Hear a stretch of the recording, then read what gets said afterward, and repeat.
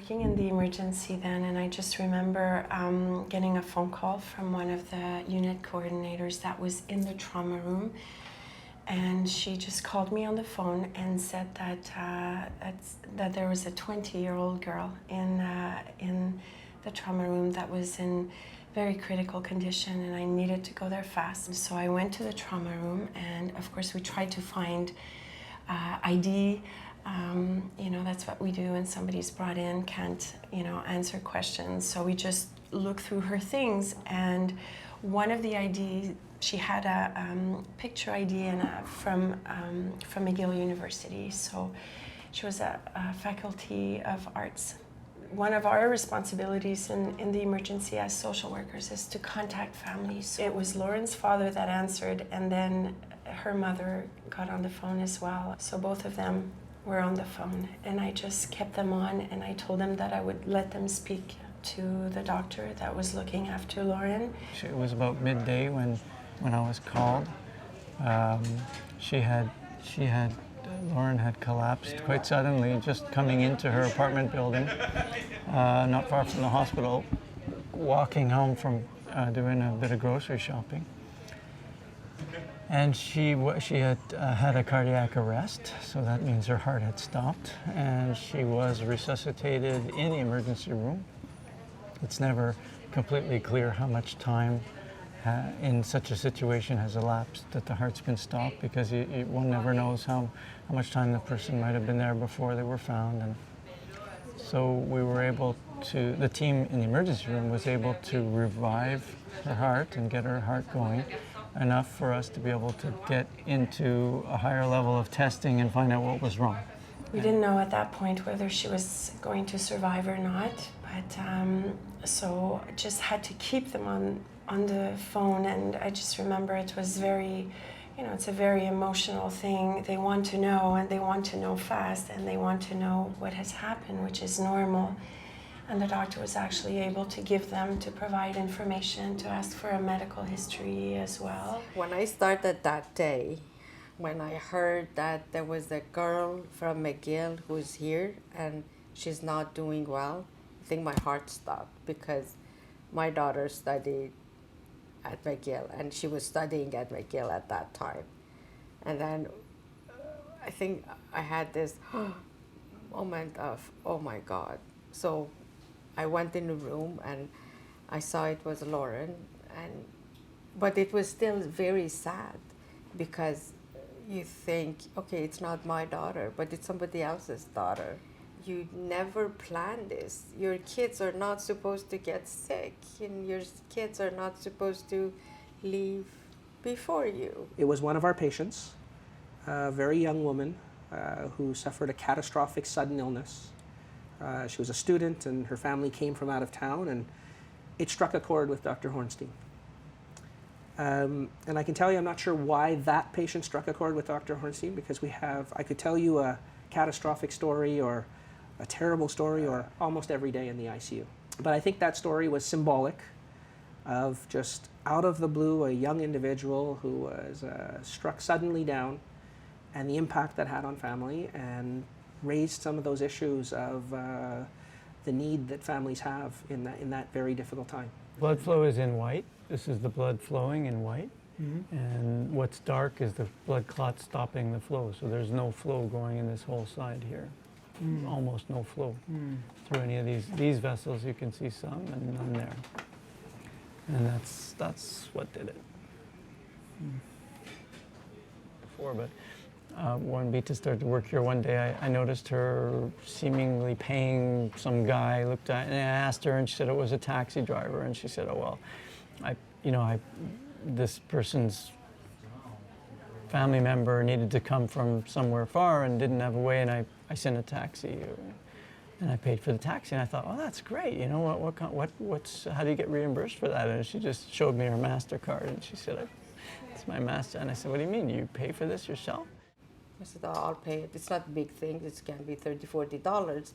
But I think it's just normal. You see somebody in distress and you want to go on and help." So that stayed in my mind also.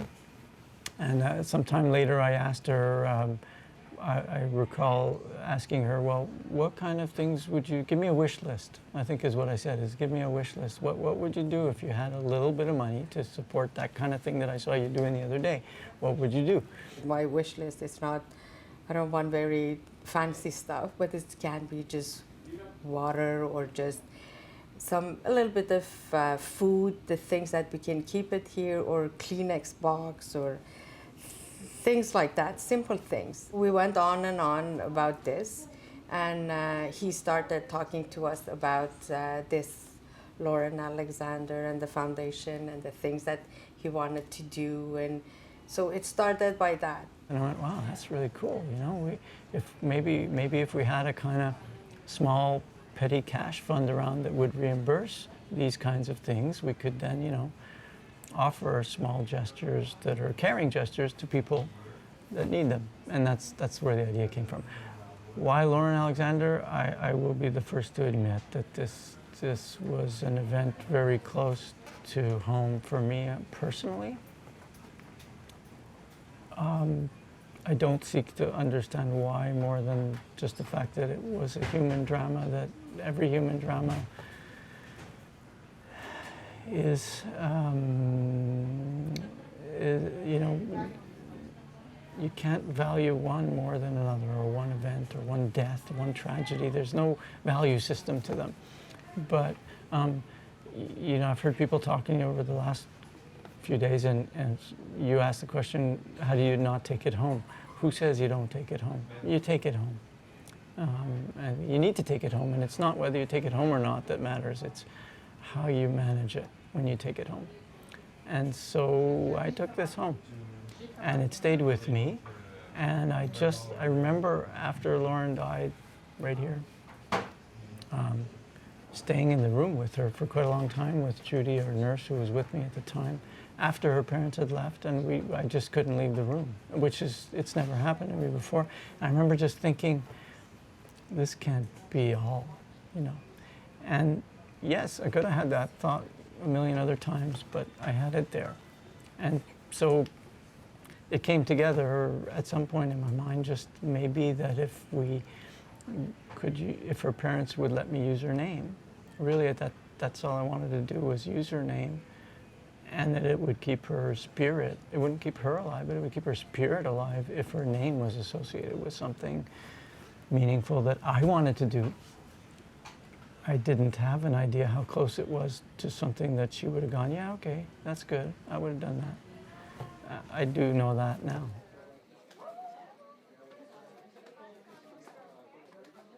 One of the things we can do when, unfortunately, the patient passed away, we can ask the family to do a little memory box. And we use this box, and they can go home with them. You can put whatever you want in them. It can be a picture, can be a little piece of hair, or anything makes you remember the good days that you have with your loved ones. And this way it will help them to go home, but not empty-handed. This foundation, I think, is beautiful because it will help families that are going through also, you know, very difficult loss and very difficult situation. It's beautiful to see how, you know, people just got together like this to support this foundation, to participate, you know, either through singing, the band, and, you know, just going to the concert, wanting to meet her parents.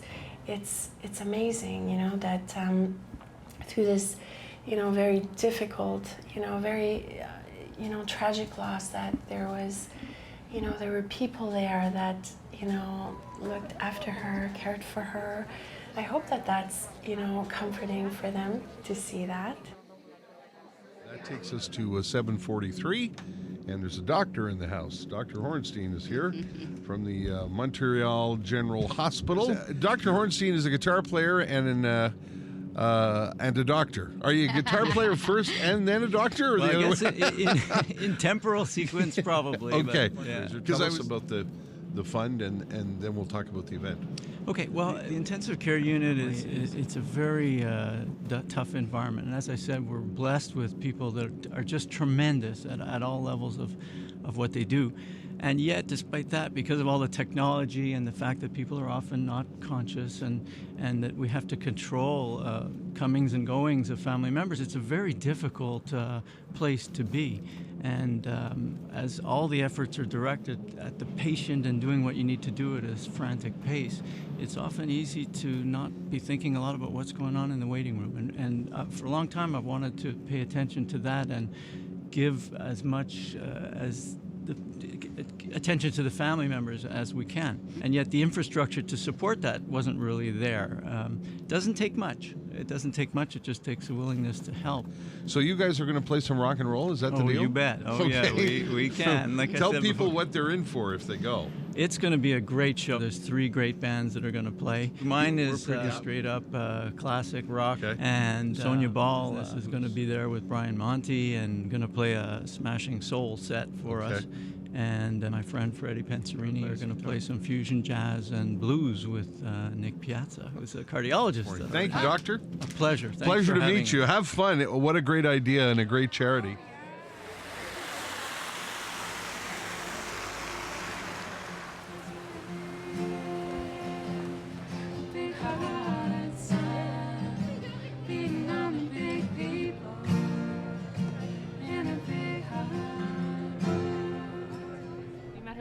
First semester.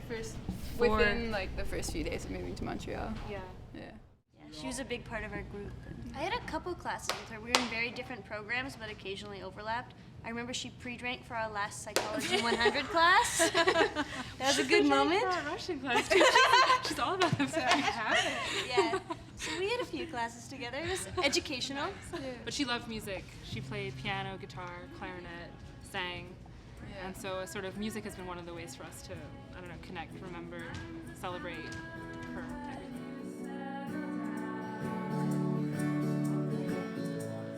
Comes alive, feelings left dead, left my baby right off the ground. One day I got home from school and my mom told me that her boss, Dr. Hornstein, was starting a fundraiser on Lauren Alexander, and I thought, I saw the logo for it, and I thought, well, maybe I can make a rainbow loon butterfly out of it. So I do feel it when I think about it. I feel bad that she unfortunately didn't make it, but I know that so many people care that she didn't make it, so I don't feel as bad. This next song is dedicated to all the people that came tonight to help, because that's what tonight is all about. And so I think the lyrics to this next and our last song is appropriate for tonight. This is A Little Help from My Friends.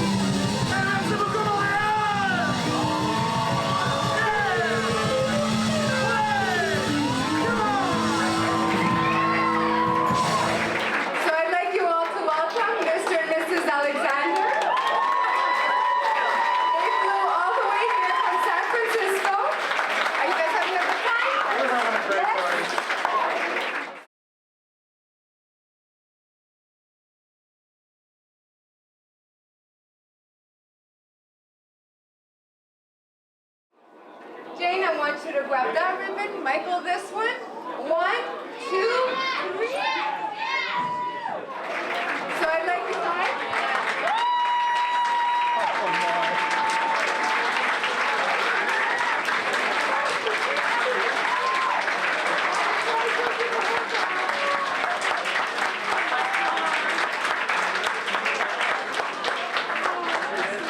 Every time you miss her, you can wrap yourself with her.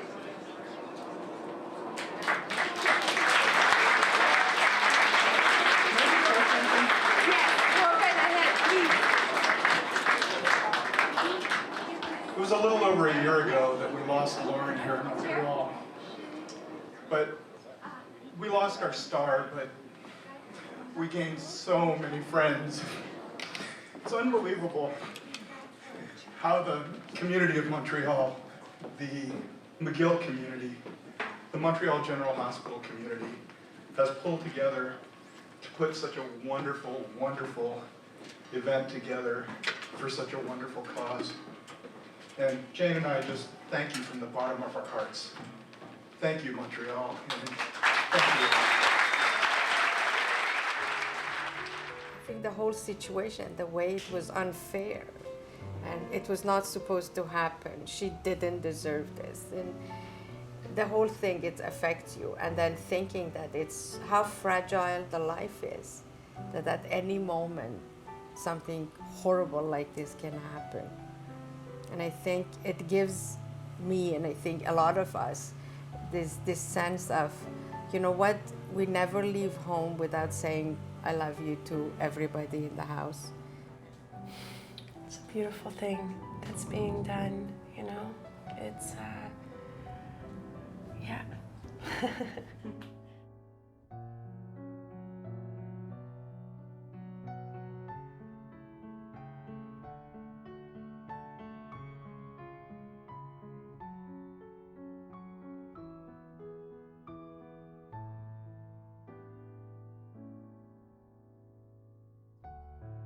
Life is a journey, and we are all on our own path. The universe takes us by the hand and guides us on our path. We may not always understand why this path takes certain directions or why, at times, it comes to an abrupt end. The beauty of it all is that we get the chance to travel through life. Our paths can intersect and even run parallel for a time, but we are eventually led in a different direction. I'm happy that my path crossed yours, and I'm profoundly sorry for your loss. Keep traveling bravely. My heart is with you. Lauren Alexander, October 19, 2012.